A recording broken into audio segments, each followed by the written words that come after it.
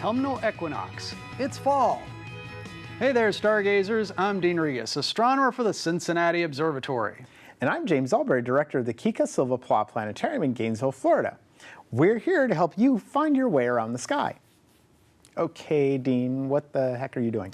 So I heard a rumor that you can balance an egg on end on the spring or fall equinoxes, so I wanted to try it out. Any luck? No, not yet, but I'll keep trying. I hate to tell Dean, but that's just an urban legend. But what does happen during the equinox is truly amazing. The sun rises due east and sets due west. And there are 12 hours of daylight and 12 hours of darkness over the entire world. And the autumnal equinox is coming up on September 23rd. So what's really going to happen? Let's show you. Autumn officially begins at the autumnal equinox, September 23rd. So get ready for some in-your-face sunrises and in-your-face sunsets. On the equinoxes, the sun rises due east and sets due west. That means if you drive to work on a due east road, at sunrise, the sun will rise directly over the yellow line in the middle of the road. And if you drive home at sunset on a due west highway, the sun will set right in front of you, even without eggs falling from the sky. Sorry about that. That could make for a blinding commute.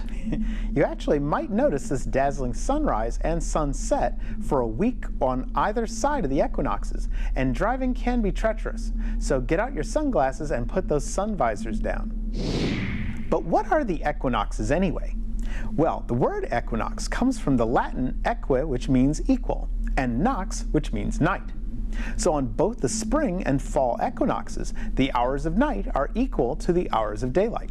You probably learned that as the Earth circles the sun, it's tilted. When the northern hemisphere of the Earth is tilted toward the sun, that's when we have summer. We get more energy from the sun and have longer days and shorter nights. When we're on the other side of the sun and the northern hemisphere is tilted away from the sun, we get less energy from the sun and have shorter days and longer nights. But in between summer and winter, we come to the points where the sun falls directly on the equator. And that means as the Earth turns, everywhere on our planet receives 12 hours of daylight and 12 hours of darkness. Equal day, equal night, equinox. If you watch the sun rise on the first day of spring, you'll see that it rises due east. But if you watch the sun rise each successive day after that, you'll notice that it'll rise a little bit farther north of east each successive day until it reaches its furthest point north of east on the first day of summer. Then the sun will seem to back up and rise a little bit less northeast each successive day until once again on the first day of autumn it will rise due east. Then each successive day it will rise a little bit farther south of east until on the first day of winter when it will rise at its farthest point southeast.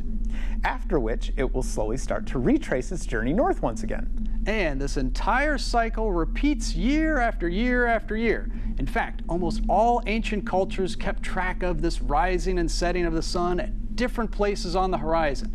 Maybe they would set up stones to mark the sunrise and sunset points. Or posts, or mounds, or windows, or even buildings. Sorry, Dean, no eggs. Aw, man. With these markers, they could measure the length of year and create the first calendars. So put those sun visors down as you drive back and forth to work next week. And why not start your own personal record, keeping track of where the sun rises and sets on your horizon throughout the year. Starting next week, you'll definitely notice that the sun will rise and set farther south each day. And that means winter is only a few months away. And Dean, only I can balance an egg whenever I wish. Whoa, no way! Keep looking up.